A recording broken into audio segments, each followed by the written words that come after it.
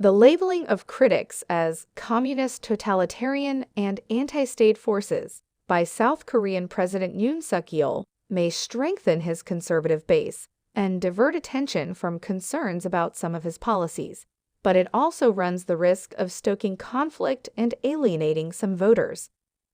Due to the continued danger from a purportedly communist North Korea and regulations from the Cold War that essentially outlaw actions seen as associated with communism, South Korea has higher stakes than many Western democracies when it comes to the label of communist.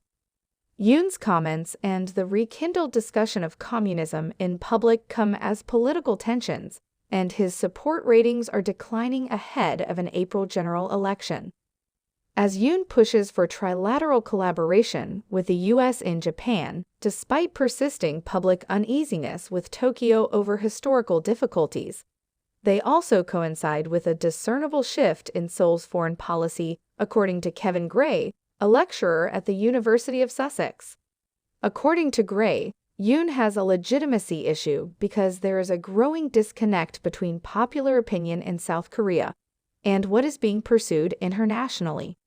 Instead of attempting to persuade people, he has chosen to portray the opposition as an anti-state, communist totalitarian force.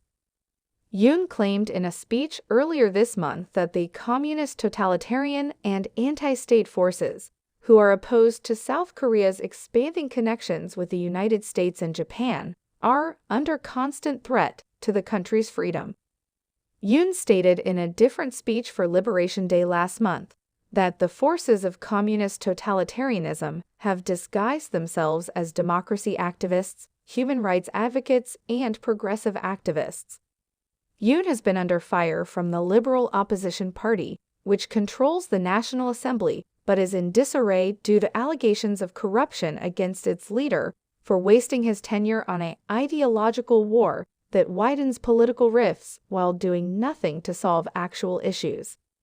At a press conference last week, a representative for the Democratic Party claimed that the president keeps emphasizing the threat from communist forces which don't exist.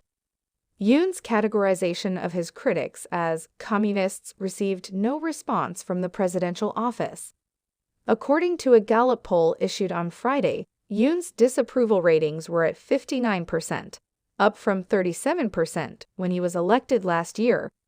The main topics were foreign policy, economic management of the administration, and stance on Japan's Fukushima wastewater spill. Analysts claim Yoon may still find it advantageous to brand his opponents as communists in order to retain the support of his party's conservative base despite his low approval ratings. According to Andrew Yeo, a senior scholar at the Brookings Institution, red baiting is still effective at demonizing opponents because of the Korean War's history and North Korea's penetration of the South. 4 former employees of the Korean Confederation of Trade Unions, the largest umbrella organization in the nation, were accused earlier this year with breaking the National Security Act and having ties to North Korean spies. Sadly, such strategies merely widen political gaps and fuel nationalist polarization, Yu said. Yoon's strategy, according to research professor Benjamin Engel at Seoul National University, runs the danger of alienating some more moderate voters. Yoon frequently used the slogan "Uniting the People" during his campaign. However, it appears that he is moving away from unifying the populace based on his recent policies, rhetoric, and appointments. Some people who may have supported him last year may now feel alienated as a result, according to Engel. According to Yeo, Yoon has joined the New Right movement, which presents a more charitable perspective of the nation's authoritarian past and its connection to the Japanese colonial era. Political expert Ri Jong-hoon in Seoul believes Yoon's more right-wing stance is partly due to his late father, who studied in Japan and once took part in a signature campaign associated with the New Right movement.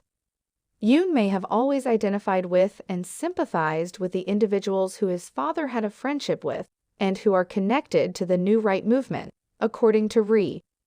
It would be difficult to fathom his move being motivated by anything other than his own firmly held conviction according to Ri.